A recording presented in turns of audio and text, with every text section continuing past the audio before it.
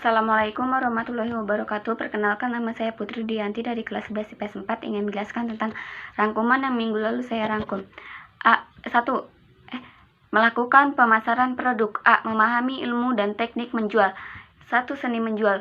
Menjual merupakan kegiatan yang dilakukan oleh seorang untuk menarik perhatian pembeli supaya barang atau jasa yang dibeli oleh seorang konsumen. Ilmu menjual adalah suatu cara untuk melayani para pembeli agar mereka membeli barang-barang yang kita tawarkan sesuai dengan kecakapan dan kemampuan kita sebagai penjual. Manfaat ilmu penjual. Yang pertama, memperlancar tugas penjual dan melakukan kegiatan dagang. Yang kedua, penjual dapat mengatasi kegiatan macam tantangan atau hambatan yang kadang timbul. Yang ketiga, membantu penjual dalam mengatasi persaingan yang makin ketat. Yang keempat, meningkatkan objek penjual. Objek menjual. 1. Diri penjual. Seorang penjual harus mengetahui keadaan dirinya yang menyangkut keadaan fisik, pendengaran, nada suara, cara bicara, dan sebagainya. Yang kedua, barang yang akan dijual. Penjual perlu mengetahui dahulu keadaan, sifat dan guna dari barang yang akan dijualnya. Yang ketiga, keadaan pembeli atau pelanggan. Langganan merupakan jiwa perusahaan. Mereka harus diperlakukan seperti raja, artinya mereka harus mendapat pelayanan yang baik sehingga menyenangkan dan memuaskan. 2. Teknik menjual.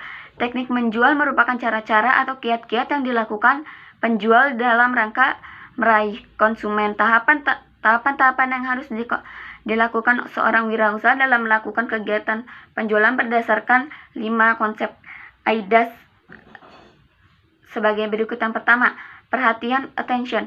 Untuk mendapat perhatian dan calon konsumen, wirausaha harus memperhatikan sikap yang baik, tutur kata, dan berpakaian yang menarik. Minat atau interest. Wirausaha berusaha meringankan calon konsumen menjadi minat dengan cara menciptakan suasana yang menyenangkan. Keinginan atau desire. Hal-hal yang mempengaruhi keinginan membeli dari calon konsumen adalah faktor pendapatan, pendidikan, status sosial, jenis kelamin, dan lain-lain. Tindakan atau action. Wirausaha harus dapat mewujudkan kebutuhan harapan konsumen serta memberikan keyakinan bahwa barang, jasa, dan ide merupakan langkah tepat. Kepuasan atau satisfaction. Wirausaha harus dapat memastikan bahwa kualitas barang, jasa, dan ide yang dibeli sesuai dengan kemampuan konsumen. Menetapkan harga jual. 1. Persiapan harga. Menurut Kotler dan Armstrong 2010-314, harga merupakan sejumlah atau suatu produk atau jasa atau jumlah dari nilai yang ditukar konsumen atas manfaat-manfaat karena memiliki atau menggunakan produk atau jasa tersebut. Tujuan penerapan harga adalah untuk memperoleh laba maksimal. Adapun hal-hal yang harus diperhatikan dalam menetapkan harga antara lain sebagai berikut. Yang pertama, biaya produksi. Yang kedua, daya beli konsumen. Yang ketiga, laba diinginkan. Keempat, pesaing. Yang kelima, jenis barang yang ditawarkan. Dan yang keenam, menetapkan harga jual.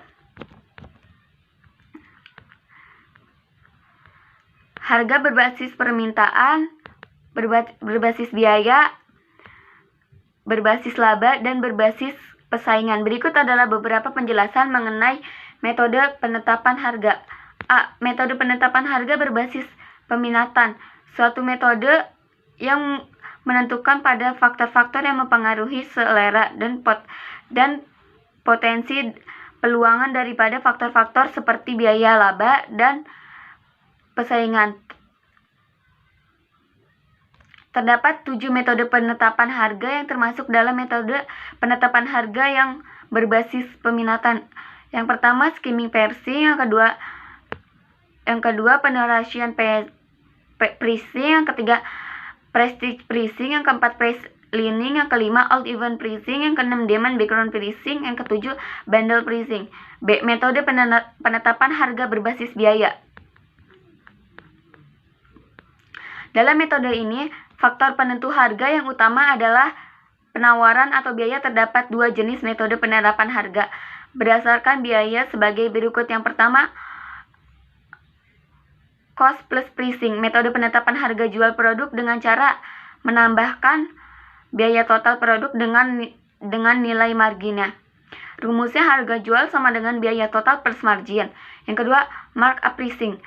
Perusahaan menetapkan harga jual dengan cara menambah harga beli dari seorang pedagang dengan suatu prestasi tertentu. Rumusnya harga jual sama dengan harga beli plus markup. Yang C, metode penetapan harga berbasis laba. Metode penetapan harga berbasis laba berusaha menyeimbangkan biaya dan mendapatkan dalam penerapan harganya. D. Metode penetapan harga berbasis persaingan. Metode penetapan harga yang ditetapkan atas dasar persaingan, yakni apa yang dilakukan oleh pesaing. C. Menganalisis kepuasan pelanggan.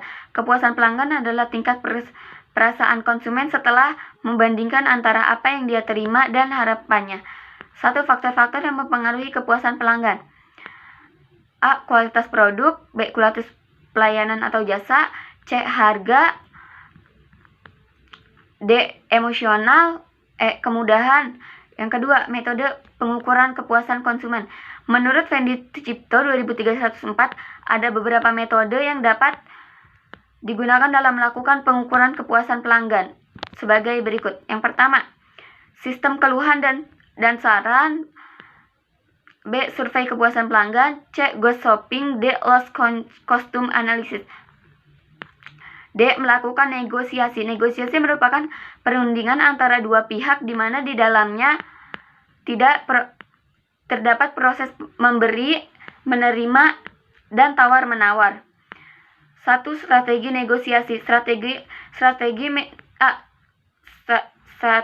menang-menang atau win-win strategi. Dalam strategi ini tidak ada pihak yang dirugikan. B. Strategi menang kalah atau win-loss strategi. C. Strategi kalah-kalah, loss-loss strategi. Strategi ini diambil karena didasari oleh perasaan untuk melampiaskan kemarahan dan cenderung tidak rasional. Yang kedua, taktik negosiasi. A. Meminta lebih dari yang diharapkan. B. Di awal negosiasi jangan dulu berkata ya. C. Melakukan fans terhadap proposal atau tawaran dari calon pelanggan. D. Penjual bersikap seolah-olah tidak membutuhkan. E. Kata-kata peminatan yang bijaksana. E. Saluran dan jaringan distribusi. 1. Tujuan distribusi. A. Produsen atau perusahaan membuat barang dengan tujuan dijual untuk memperoleh keuntungan. B. Barang atau jasa produksi tidak akan ada artinya berada di tempat produsen. E. Tidak semua barang atau jasa yang dibutuhkan konsumen dapat diberi secara langsung dan dari produsen. 2. Sistem distribusi. A. Sistem distribusi langsung itu maksudnya dari produsen langsung ke konsumen. B. Sistem distribusi semi langsung. Sistem distribusi di mana penyaluran barang hasil produksi dari produsen ke konsumen melalui benda perantara. C. Sistem distribusi tidak langsung. Maksudnya adalah produsen saluran distribusi ke konsumen. 3. Saluran distribusi. A. Perdagangan, yaitu seorang atau lembaga yang membeli dan menjual barang kembali tanpa mengubah bentuk dan tanggung jawab sendiri. Pedagang dibedakan menjadi pedagang besar dan pedagang eceran. Perantara khusus. Yang ke-1, agen atau dealer. Yang kedua, broker atau makelar. Yang ketiga, komisioner. Yang keempat, ekspektir. Yang kelima, importer. Yang 4, macam-macam saluran distribusi. A. Produsen konsumen. B. Produsen pengecer konsumen. C. Produsen pedagang besar pengecer konsumen. D. Produsen agen pengecer konsumen. E. Produsen agen pedagang besar pengecer konsumen. Sekian dari saya, kurang lebihnya mohon maaf. Wassalamualaikum warahmatullahi wabarakatuh.